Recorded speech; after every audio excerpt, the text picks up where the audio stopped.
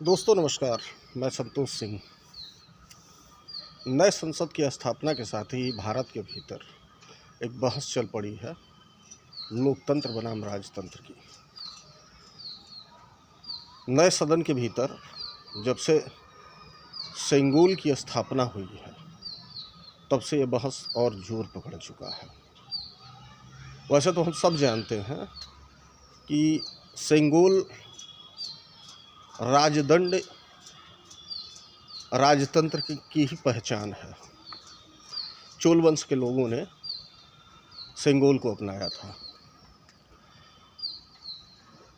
इसमें यह बहस लाजमी है कि प्रधानमंत्री जब राजदंड के रूप में सेंगोल को स्वीकार करते हैं, उसकी पूजा अर्चना संसद के भीतर होती है, तो फिर यह सवाल उठना भी लाजमी है कि क्या देश के भीतर अब तक जो व्यवस्था चल रही थी उस व्यवस्था से इतर हट के हम किसी नई व्यवस्था में प्रवेश किए जिसका प्रतीक सेंगोल बन रहा है। तो सबसे पहले तो हम जान लें कि सेंगोल है क्या। सेंगोल चोल वंश के राजाओं द्वारा अपनाया गया एक राजदंड प्रतीक है। वस्तुतः उसे न्याय का प्रतीक माना जाता है। प्रधानमंत्री अगर सदन के भीतर कह रहे थे कि यह सेंगोल हमें कर्तव्य पथ दिखाएगा, तो दूसरी तरफ वो यह कहने की भी कोशिश कर रहे हैं कि अब तक संसद और संविधान ने उन्हें कर्तव्य पथ नहीं दिखाया है। शायद उसमें भटकाव रहा हो सकता हो कि उनकी तपस्या में कोई कमी रह गई हो, या संविधान बनाने वालों की ही तपस्या में कोई कमी रह गई हो, जो संविधान उन्हें कर्तव्य पथ का बोध नहीं करा पाई। सेंगोल के इतिहास को अगर हम देखें तो आखिर चोल राजाओं के पास सेंगोल कहाँ से आया, या हम ये कहें कि राजदंड कहाँ से आया। उसके लिए हमें महाभारत देखना होगा। महाभारत के शांति पर्व में युधिष्ठिर जब पूछते हैं भीष्म पितामह से, ऑलमोस्ट आप समझिए युद्ध खत्म होने वाला होता है, भीष्म सरसैया पे होते हैं और यह माना जाता है कि जीत पांडवों की सुनिश्चित है, युधिष्ठिर राजा भी बनेंगे हस्तिनापुर के। उस पीरियड में, उस परिस्थिति में भीष्म से युधिष्ठिर पूछते हैं कि माफ़ कीजिएगा, राजदंड क्या होना चाहिए हमारी भावी राज्य सत्ता का, यानी जो नया राज्य हम स्थापित करेंगे उसका राजदंड क्या होना चाहिए। उस दौर में पितामह बताते हैं कि राजदंड ब्रह्मा जी के अनुरोध पर स्वयं महेश यानी भगवान शंकर ने राजदंड का रूप धारण किया, जो एक विशेष प्रकार की छड़ी होती है और उसके ऊपर नंदी बैल का चित्र भी बना होता है। यह माना जाता है कि यह स्वयं भगवान शंकर हैं, राजदंड अर्थात भगवान शंकर हैं। अब इसको इतिहास के नज़रिए से आप देखेंगे तो यह बड़ा स्पष्ट है कि दक्षिण भारत का जो ब्राह्मण समुदाय रहा है वह शैव से प्रभावित समुदाय रहा है, जबकि उत्तर भारत का ब्राह्मण समाज वैष्णव संप्रदाय से प्रभावित रहा है। दक्षिण भारत के ब्राह्मणों ने इसलिए शैव संप्रदाय से प्रभावित होने के नाते शंकर भगवान के उस प्रतीकात्मक चिन्ह को राजदंड के रूप में अपनाया। हम सब जानते हैं कि चोल वंश के जो शासक रहे, चोल वंश साम्राज्य जो रहा वो शैव संप्रदाय प्रभावित समाज रहा, इसलिए वहाँ राजदंड के रूप में इस छड़ी को अपनाया गया जिसे सेंगोल का नाम दिया गया। अब सवाल ये उठता है कि आज आज़ादी के 75 साल बाद अगर हम एक प्रतीक के रूप में एक राजदंड को ले रहे हैं तो इसका अर्थ क्या है। इसका सीधा मतलब है कि तब 47 से जो आज तक व्यवस्था चल रही थी उस व्यवस्था में मौजूदा सरकार के जो हुक्मरान हैं उनका कोई विश्वास नहीं था। वैसे भी ये गोलवलकर के पुस्तकों को अगर आप पढ़ें तो बड़ा स्पष्ट हो जाता है कि आज़ादी के दौर में देखिए 3 धाराएं रहीं। एक कांग्रेस का मध्यमार्गी, एक भगत सिंह और बाकी समाजवादी लोगों का धड़ा रहा जो वामपंथ और कम्युनिज्म से प्रभावित रहा। तीसरा धड़ा संघ परिवार का रहा।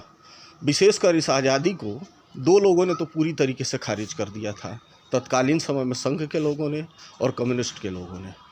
संघ, यह स्पष्ट है कि संघ भारत, गोलवरकर को जो आप पढ़ते हैं तो यह गोलवरकर अपनी पुस्तकों में लिखते हैं कि भारत की जो तासीर है वो लोकतांत्रिक नहीं है, और इसलिए ही वो लॉर्ड माउंटबेटन के पास, तत्कालीन जो प्रधानमंत्री होते हैं ब्रिटेन के, उनको, वायसराय को और तमाम लोगों को लेटर लिख के कहते हैं, चिट्ठी उन्होंने बाकायदा लिखा है कि भारत में चूँकि सत्ता हमें स्थानांतरित नहीं हो सकती, भारत अभी स्वतंत्र होने की स्थिति में नहीं है, इसे आज़ाद न किया जाए। वो अपील करते हैं बाकायदा। और जब भारत आज़ाद होता है तो वो कहते हैं कि हम इस झंडे को और इस स्वतंत्रता को स्वीकार नहीं करते, क्योंकि भारत की तासीर लोकतांत्रिक नहीं है। और वो स्पष्ट उसमें लिखते भी हैं और कहते भी हैं गोलवरकर कि हम पूरी ज़िंदगी अंग्रेज़ों की गुलामी तो कर सकते हैं, लेकिन हमारे बराबरी की हैसियत में अल्पसंख्यक और दलित समाज का व्यक्ति बैठा है, यह हम कतई स्वीकार नहीं है। और इस आधार पर जो है वो अंग्रेज़ों की गुलामी तक स्वीकार करने की बात करते हैं। इसका सीधा अर्थ निकलता है कि तब भारत में जो गोलवरकर चाहते थे वह एक राजशाही व्यवस्था चाहते थे। वो चाहते थे कि भारत का समाज जो सामंतवादी समाज रहा है, ठीक उसी अपने मूर्त रूप में ही यह समाज आगे बढ़े। लेकिन आज़ादी की जो लड़ाई चल रही थी उसमें इन सारी चीज़ों पे परस्पर बहस मुबाहिसा भी हो रहा था कि भावी समाज अंग्रेज़ों के जाने के बाद कैसा समाज बनेगा।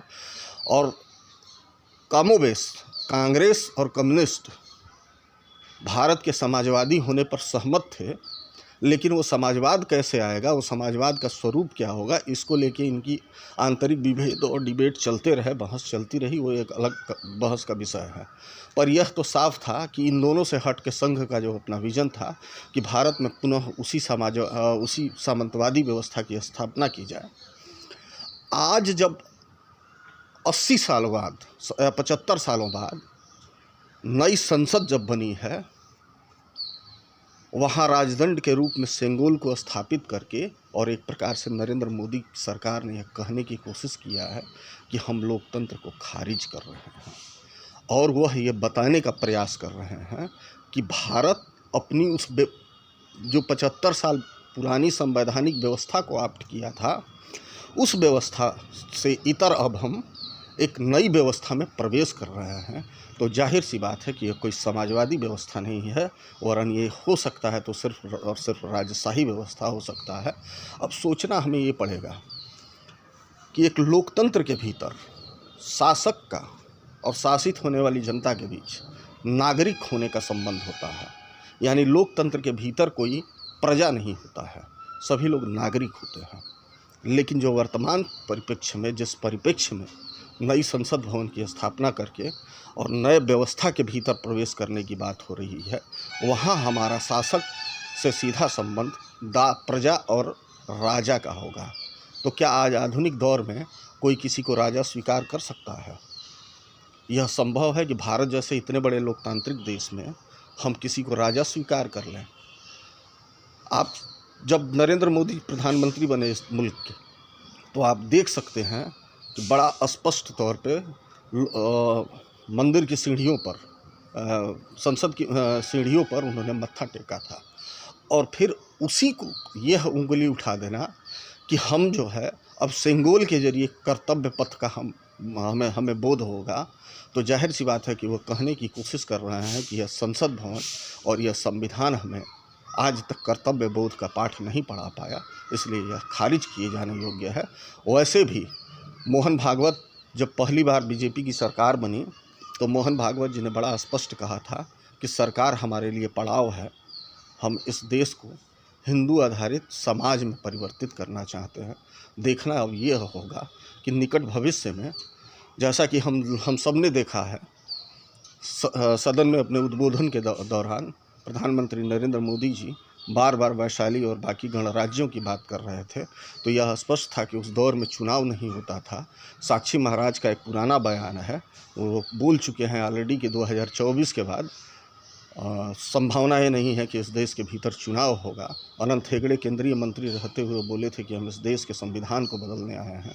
तो अब देखना होगा कि आगे क्या क्या बदलाव होते हैं, और यह बदलाव जिस कर्तव्य पथ पर नरेंद्र मोदी को लेके जाने की तैयारी में है, और या जिस कर्तव्य से वो ओतप्रोत होना चाहते हैं, उस कर्तव्य में जनता का भविष्य क्या है। बहुत बहुत धन्यवाद आप सबका। नमस्कार।